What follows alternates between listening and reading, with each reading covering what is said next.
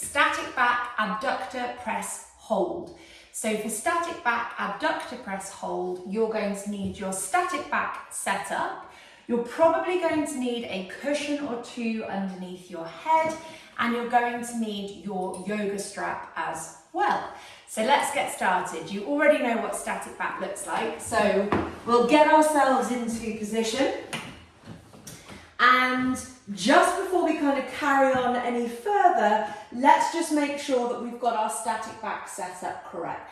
So for static back, we want ankles, knees and hips in alignment with one another, and we want our legs to be relaxed.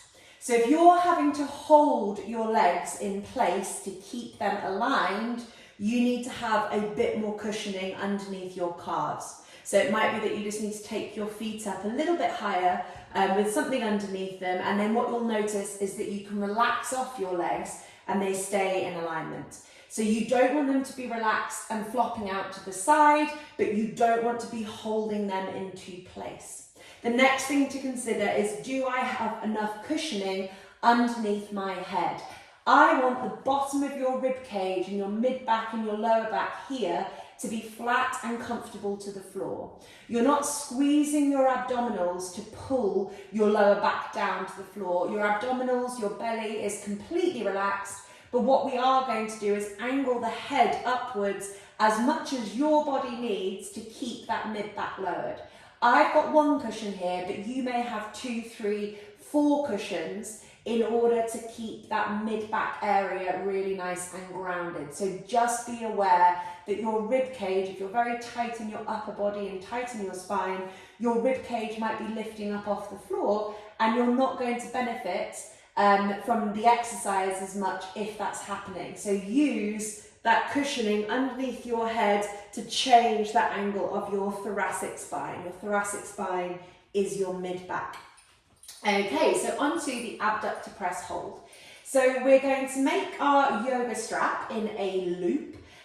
This in itself is something to get a little bit used to. I'm not going to talk you through it here in the video because it would take me a while to explain. But when you're squeezing out against the strap, you don't want the strap undoing. There's a little bit of a knack to tying the yoga strap. And actually maybe I'll make a video about that so you've got that information as well. I'll do that separately. So we're putting our yoga strap with the correct kind of knot set up around our knees, and we're taking the strap about 3 inches perhaps above our knees like this. When I'm looking down at my legs and squeezing out against my yoga strap, my kneecaps are still staying in alignment with my hips. So the yoga strap isn't so tight that my knees are like touching and going narrow, but neither is it so wide that the knees are starting to move far apart from one another. So we're keeping the femurs, the thigh bones tracking straight out of the hips. I'm going to tuck my strap into the loop just so that it doesn't start pulling away as time goes on. My palms are going to face up, and what we're going to do is spend 5 minutes. I'm going to start the timer now. Off we go. 5 minutes maintaining a gentle squeeze out against the strap. So when I say a gentle squeeze out against the strap, I mean a gentle squeeze out against the strap. You are not trying to crush and destroy that strap. We don't want you to burn out. Well, firstly, I don't want you to burn out. I'd rather you hold this for 5 minutes because you're doing it nice and gently. But secondly, if you are too aggressive with the push, you're more likely to compensate. And I'm going to start talking you through how you might notice that you compensate in this exercise. So you've done static back before, and you'll kind of get that sense of how static back is about the pelvis rebalancing, the spine lengthening, and things settling into like a 90-90 position. 90 degrees at the hips, 90 degrees at the knees. Straight spine. When you do this squeezing out against the strap, in an ideal world, nothing changes from your pelvis upwards. So for some of you, when you start doing this squeeze out against the strap, you're going to notice that you use your abdominals to push your lower back into the floor. You might be trying to rock your pelvis backwards and down into the floor, or use your abdominals to kind of create that same motion. We don't want that happening.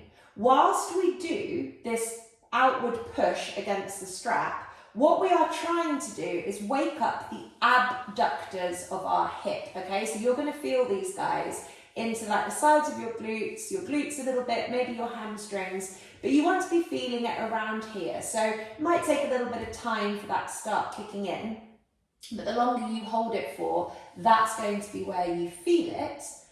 If these muscles don't wake up very well, your abductors, if your abductors aren't very functional, what you will notice is that you use your abdominals, or maybe your lower back, but you use your abdominals primarily to pull the pelvis down into the ground. That's compensation.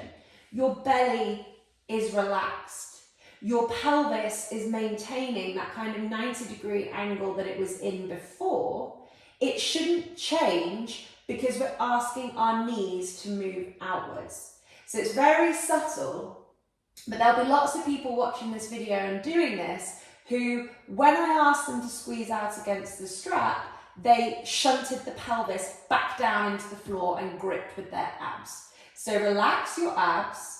The pelvis is neutral and it's also relaxed. And what we're looking for is a squeezing out of the knees, which is different. I also notice that when I do this exercise, I do something funny with my right foot. So I know categorically for sure that I am weak in my abductor muscles on both sides, but especially on that right hand side. I'm dysfunctional in my right side abductor muscles. And I feel how I kind of like brace a little bit with my right foot. It's almost like my right lower leg is trying to create this squeeze outwards. So I have to tune my brain into thinking, this is the area of my body that is moving outwards. My belly stays relaxed, my lower back stays relaxed, the palms face up, my breathing stays relaxed. And also just watch that the rib cage doesn't flare up. It would be unlikely, I think, that you'd want to like throw your rib cage up towards the ceiling in this one. More often I see people wanting to drag the abdominals down. So they're trying to use the abdominals because they lack glute function. We're trying to get these guys waking up. So I'm calling them abductors today because we are asking them to abduct, but they are part of that glute family. And just to kind of reiterate, just in case I didn't mention it at the beginning, this is a continual, maintained squeeze outwards. So we're going to spend 5 minutes here continually squeezing out at like a 3 out of 10 level of effort against this strap. And what we are trying to do is wake up these glutes to create better pelvic balance. And by creating better pelvic balance, you may then also notice that your lower back starts relaxing a bit more. Maybe your rib cage feels a little bit less wonky. Perhaps your shoulders start opening up. But this is just a nice, gentle, doesn't mean it's easy, but gentle way to start waking up the outside edge of your hips, aka your glutes. And that's 5 minutes that we've done there.